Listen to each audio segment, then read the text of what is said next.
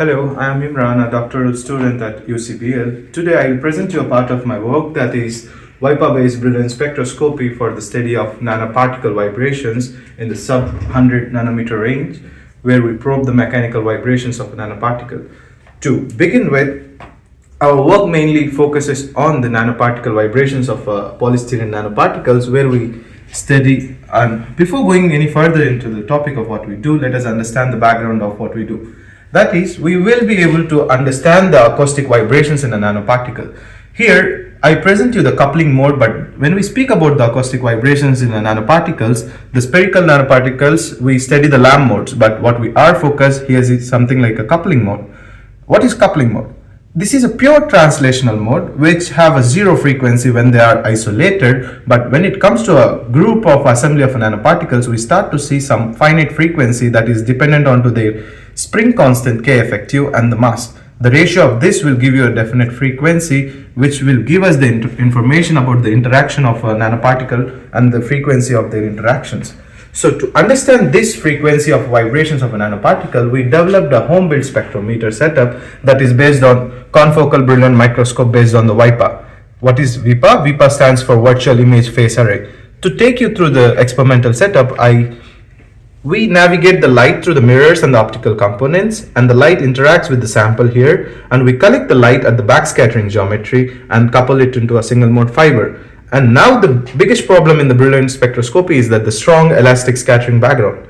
To overcome the strong elastic scattering background, we use something called as interferometric filter. What is this filter? It's with prism. What we do here is that we pass the light beam half through the prism and half outside the prism, and now we adjust the theta. Theta is nothing but the incidence angle.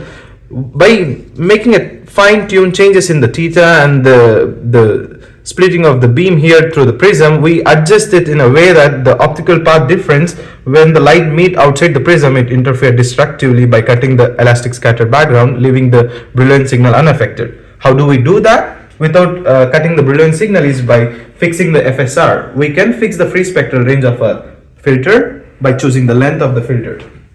And now, since we have filtered it, and the light after the filter is again coupled into a single mode fiber, then pass through the lenses into the VIPA from an anti-reflector coated window, and the light in the VIPA undergoes multiple internal reflection, exiting each wavelength at a different angle, and this light is again collected by the lens and made to fall onto the camera, CMOS camera, where we see the spectra. And now we have this experimental setup ready. We have used the known samples for the calibration, where you can see for the ethanol and the PMMA, we checked with the literature and it is in good agreement with what published in the literature, saying that our setup is ready to measure these vibrations of a nanoparticle.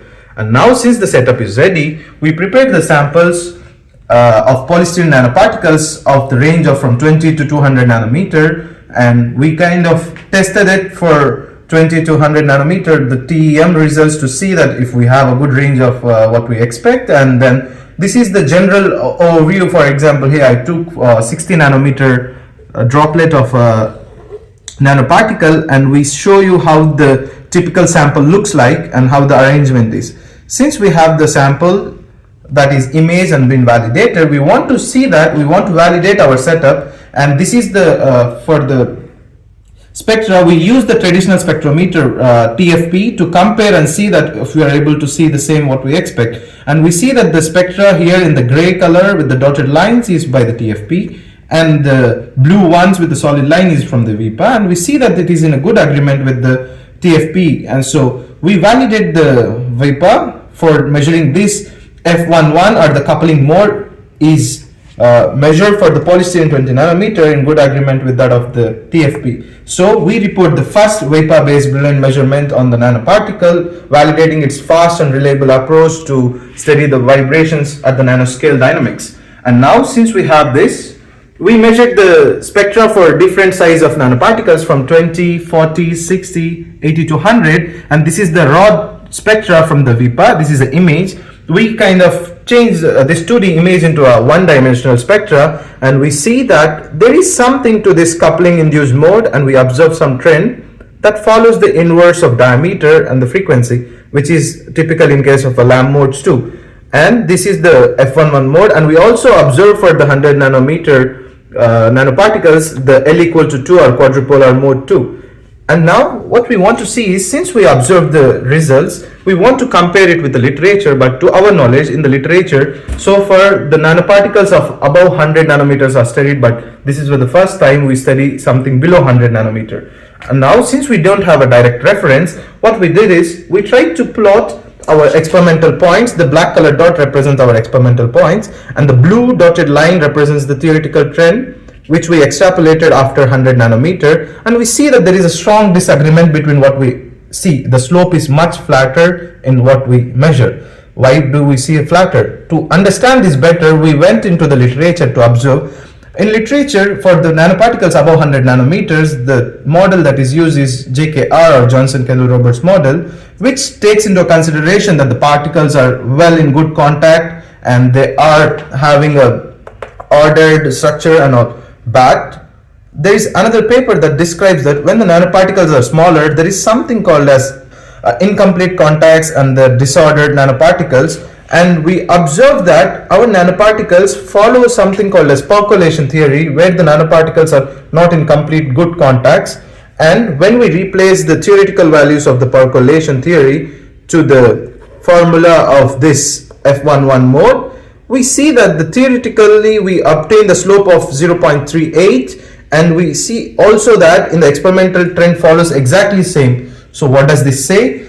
Under the traditional or the JKR model that is used for the higher nanoparticles or the larger diameter nanoparticles somehow fails for the nanoparticles below 100 nanometers or around this range, revealing that there is a dominant physics that is governed by the percolation rather than the JKR model. So to conclude, we have developed the VIPA-based setup, which is good, accurate and speed measurements, and we also show that in our results the 100 nanometer below to this nanoparticles, the F11 mode or the coupling mode is the most dominant, and the JKR is limited for the nanoparticles that is higher than the 100 nanometer, but somehow it fails for the lower nanoparticles because it don't take the consideration of disorder or incomplete contacts.